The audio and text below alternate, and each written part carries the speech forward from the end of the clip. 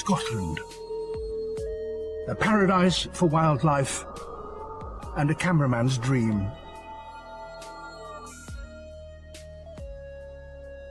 This country, with its rugged mountains and endless coastline, has produced a generation of the best wildlife cameramen in the world.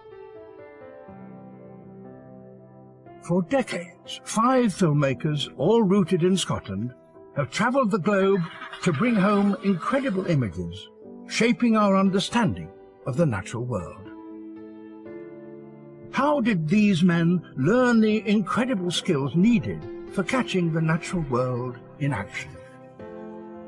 What is it that prepared them for travelling the globe and enduring the toughest of environments?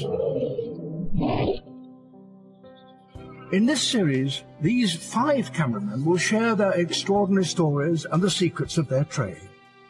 Secrets often learned from filming wildlife in the wildest parts of Scotland. But this time, the camera is on them.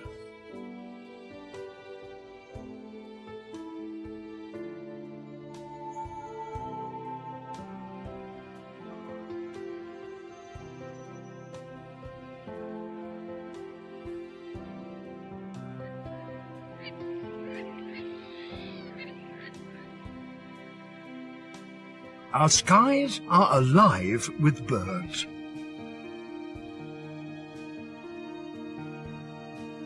Unlike most animals, birds can move in all directions, often very quickly, and constantly changing direction.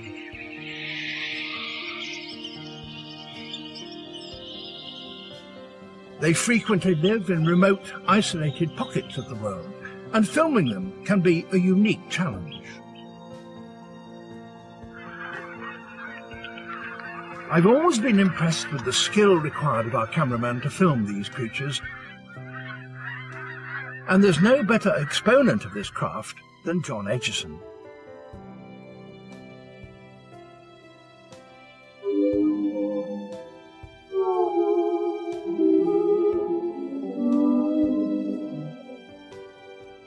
The islands of the South Pacific are rich in bird life. French frigate Shoals is only half a mile long, but amazingly home to over 300,000 birds. For a bird lover like John, this is paradise. He spent 2 weeks here filming young black-footed albatross as they learn to fly.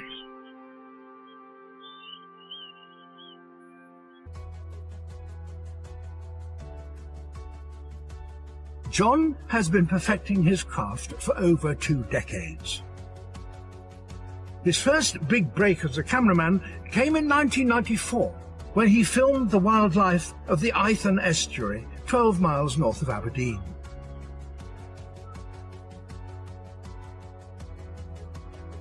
The first program where we could go somewhere and live there for a long time. It was 9 months in one place, living alongside this beautiful small estuary. It's the sort of place that over 9 months you can get to know almost every stone, every turn in the river, everything that happens there. It was a lovely experience, actually. It became part of us, I think, in that time. This precious coastal environment is home to nearly half of the UK's bird species. During his time here, John was able to film some rarely seen behaviour. The Eithne's famous for its eider ducks, and I'd never seen any film of an eider actually removing the down from its body and filling the nest. We had no idea what it even looked like. And after really quite a long time in a hide, the duck that I was filming then did this. She sort of stropped her breast and plucked out this amazing down. It just fluffed up into this beautiful cloud of grey down. It was such an intimate moment. She was doing this delicate thing, and I was right by her. I was probably 6 or 7 feet away. She didn't mind at all. She was oblivious to me in my hide. It was wonderful. It was such a revelation.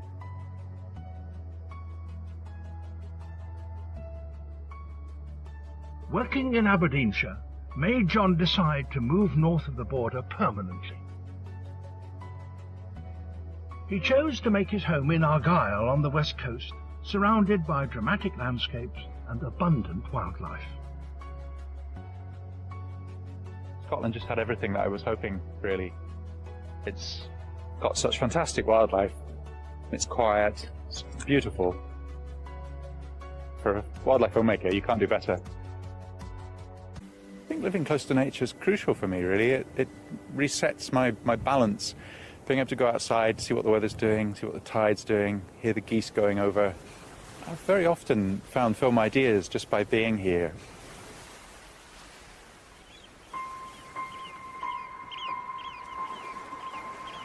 Over the years, John has made several short films about his home and how it inspires him.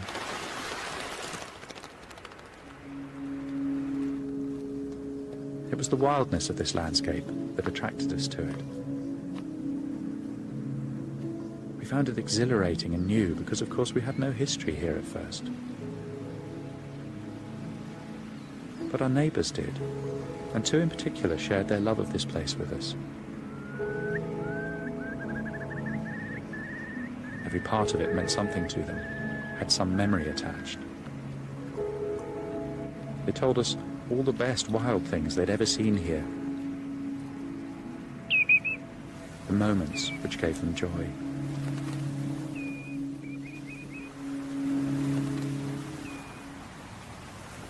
With so much wildlife on his doorstep, John always has his camera at the ready. There is one sleek, secretive creature he particularly likes to film: the otter.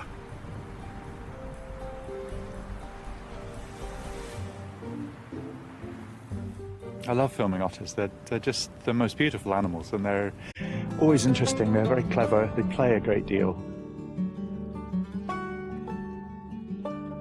Otters are quite difficult to spot, but when you get your eye in, you get better at it.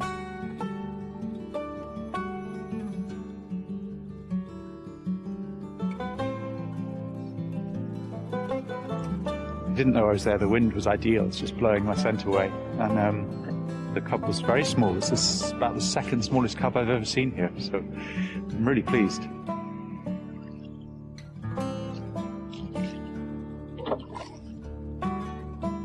A close friend of John's, who lives nearby, is fellow wildlife cameraman Mark Smith. His busy schedule takes him all around the globe, but like John, Mark chose to base himself on the west coast of Scotland. Here in Argyll, the landscape is just beautiful on a day like this. Got mist rising off the loch. For me, you come back from often pretty hard trips, and you know you're able to just relax in this place.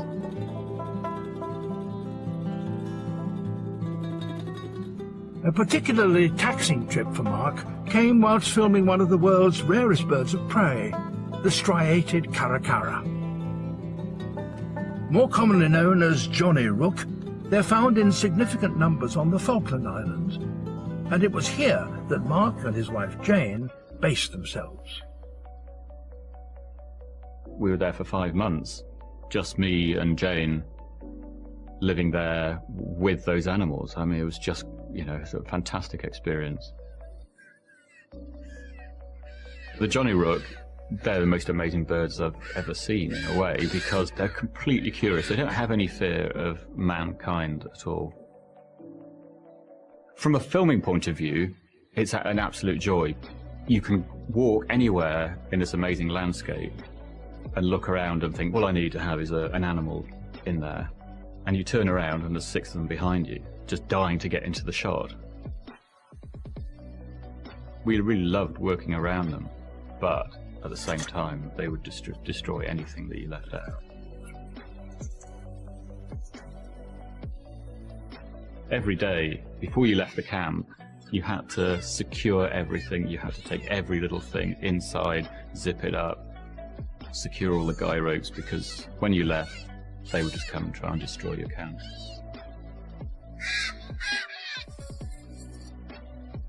Their strategy for survival is investigate everything. There might just be a meal in it for them.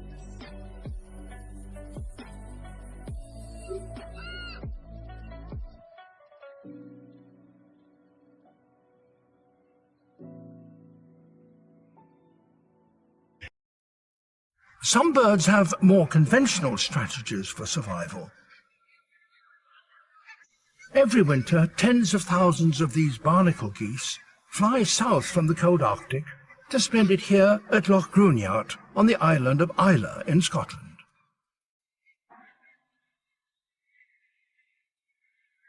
The drama of the birds taking flight in the early morning requires John to be constantly vigilant.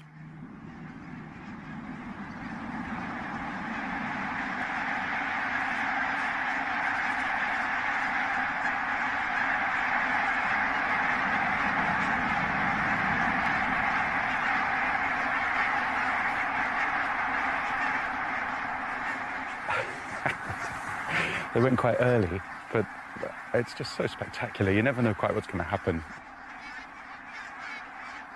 Flying birds are quite difficult to film. They move very quickly. They're moving in 3 dimensions, so you have to keep focusing. I have to keep them in focus all the time. Meanwhile, you're trying to keep them in frame. You're trying to make the composition nice. There's a lot going on, and it is quite hard. It does take a lot of practice. There's a lot of tension, actually, when you're here, because what I have to do is I creep in the dark. I have to not disturb the geese. I have to wear dark gloves so that my hands aren't bright. I have to creep the camera just above the level of this bank here so that the geese can't see me. And as the light comes up, you never really know quite what's going to be there. It's just great. It's just so exciting. These geese winter on a peaceful RSPB nature reserve. But you don't always have to travel to wild locations to get the best shots of birds. Sometimes it can happen in the most unexpected of places. I was trying to make a short film about kestrels, and I particularly wanted to film a kestrel hovering in slow motion. And actually, it turned out the best place to get at the eye level of a kestrel hovering, rather than looking up all the time, was on a motorway bridge. The kestrel was just hovering there with its eyes absolutely fixed on the mouse, completely focused. It could have been hanging on a string. It was as though it was fixed in space. Its wings and its tail doing all their work, which you could see really clearly. It was a picture I was particularly proud of, actually. It was something that showed very precisely what kestrels can do in among all this man-made chaos of the motorway.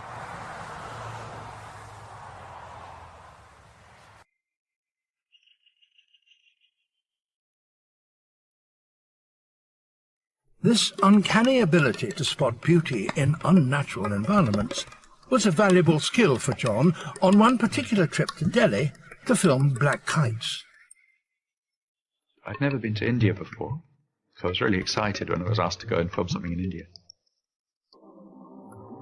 What they didn't tell me was that the very first thing on my first day in India was to go to this massive dump outside Delhi.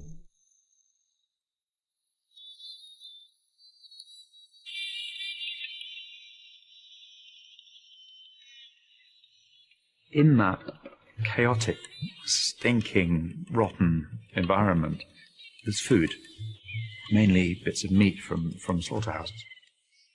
The kites are instantly focused on that place. All these kites in slow motion, just streaming in, picking up stuff and flying off again, chasing each other, was spectacular. It was one of the most strong experiences I think I've ever had. We had to take a change of clothes and throw away the clothes that we were wearing because they were so disgusting afterwards, and boots and everything. I thought I'd be filming the Taj Mahal or something, and I was on this huge rubbish dump, but it was, memorable. Mark has had to endure some aromatic environments of his own to get the shots he needed. None more so than when he was trying to film white-bellied eagles catching fruit bats deep in the Australian outback. We got in there, and of course, like everything, you get there, and the reality is pretty, different to what you imagined it would be. And you've got this hawthorn scrub, which is about 20 foot high, and you're walking through it, and there's a constant backlit drizzle of bat urine coming down. So you're just basically surrounded in this sort of scummy mess for most of the day. And not only that, it's really ugly because it's just hawthorn scrub the whole time. So you can get close-up shots of the bats, but there's no way you can ever see any eagle doing anything. You looked at it and you thought, how on earth are we going to ever film this? The solution was to build 4 tall scaffolding towers so Mark could be closer to the eagles. He and the producer had to build them at night to avoid scaring the bats away. It was the most amazing thing, 30 foot up this scaffolding tower in moonlight with the starlight and occasionally sort of bats flying around and desperately trying to, fix these things together.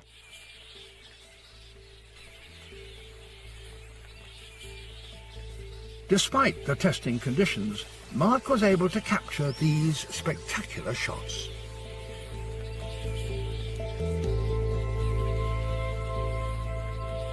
The end result was just great. We managed to get, that shot, the eagle coming straight towards the tower, picks up this bat, gets it in its talons and goes off again. So it was kind of worth it in the end.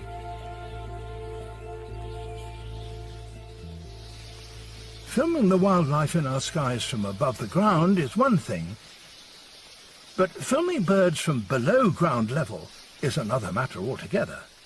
I think one of the strangest things I've been asked to do was to film in what they call the shallow grave at an RSPB reserve in Norfolk called Snettisham, which is a really special place, actually. It's an absolutely wonderful place.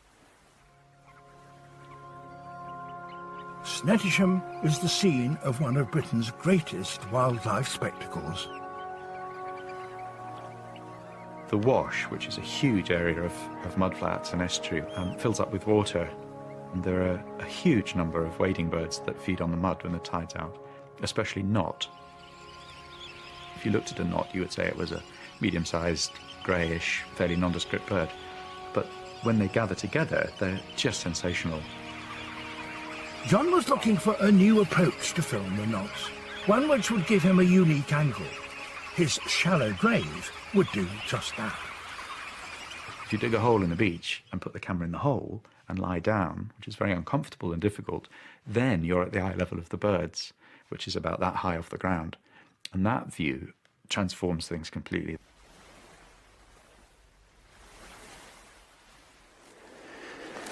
Well, it's 4:15. I'm in the shallow grave. Got 8 layers of clothes on, 2 layers of plywood, and half an inch of gravel. Hope it's worth it. It certainly was.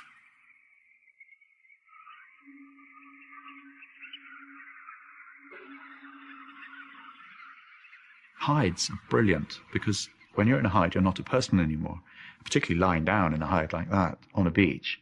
As far as the birds were concerned, there's no person there at all. So they just came in and landed all around me. They were touching distance away, completely oblivious. And that's just such a special experience. It's so rare to have that happen. And then, of course, the view from it, the patterns that they made, the way that they shift around, it's almost like the liquid flowing over the beach.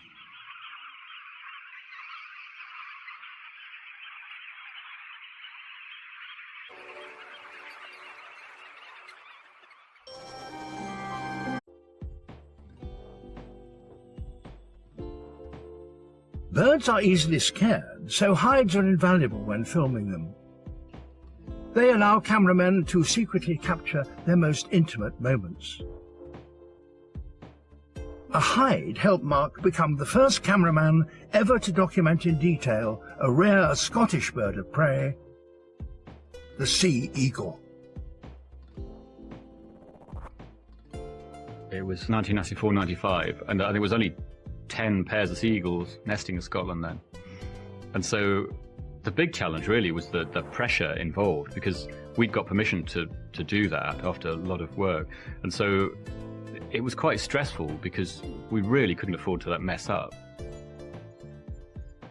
To add to the pressure, Mark could only set up his hide when the parents were away from the nest hunting.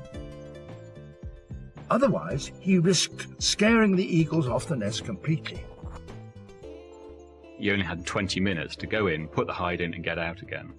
Then it came to the time for filming, where you've got to go in for the first day and sit in there. So you go in there very early morning.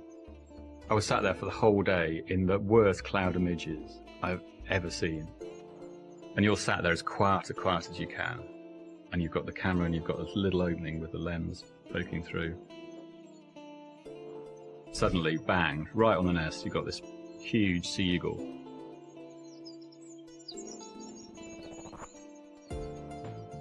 It's the most amazing feeling because it feels as though she's looking right at you, and so you're just sat there, you're almost unable to breathe because you feel that if you make any movement at all, she's going to find you. They're looking straight at a reflection of them in the lens, and if they make a movement or you move the camera, they see it. Over 3 hours or something like that, she eventually got used to the whole thing, and then she would start to feed the chick. Sometimes you know that what you've got is great. All that time you've spent is kind of worthwhile, and you get an amazing shot. Filming birds close up requires a huge amount of patience and skill, and the results are often very striking. But the patterns big groups of birds paint over the sky's canvas can be equally mesmerizing. This memorable sequence came when John filmed a flock of starlings with fellow bird lover Bill Oddie by the River Severn in Gloucestershire. You couldn't choreograph a show better than the starlings do it.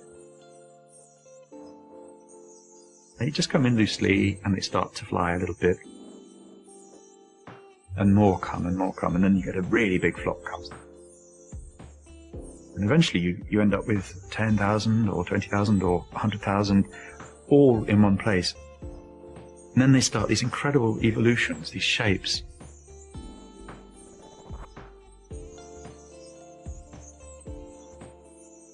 It's like some other creature that's just morphing in space.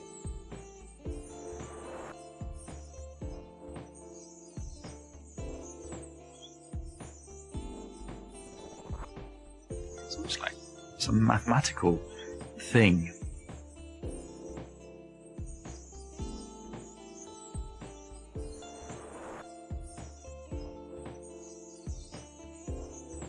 The excitement of them, of that show coming together and then ending so beautifully when they spiral down and they drop down into the reed bed and the show's finished. And you know that's it. It has to be the end of the film. It has to be the end of what the starlings have done. It just worked perfectly.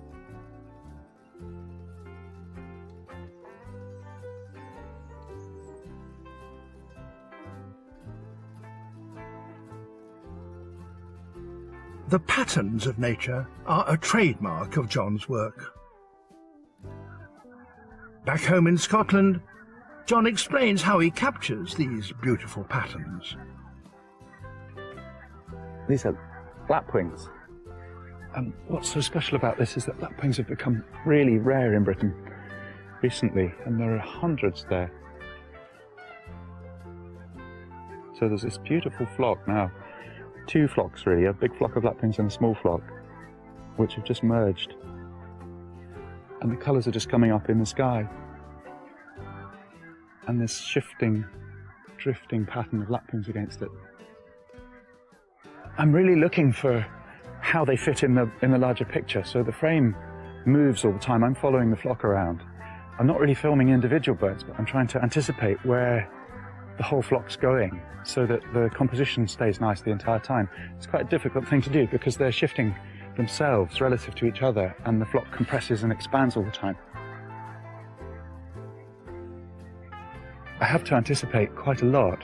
I get it wrong quite a lot as well, but when it works, you get a lovely sense of flow and of movement, which is something almost unique to birds, really, this sense of how they use the space, how they're in this three-dimensional space. There aren't that many places that are as wild as this in terms of what lives here anymore.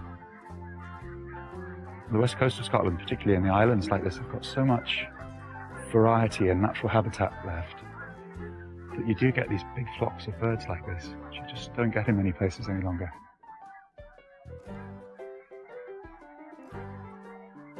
There's a wonderful quality to the light in the west, I think, because there are big skies. It's open out in that direction. There's no light pollution. There's no town. There's nothing actually on the horizon, really. As a photographer, it's a fantastic place to work. It's always inspiring.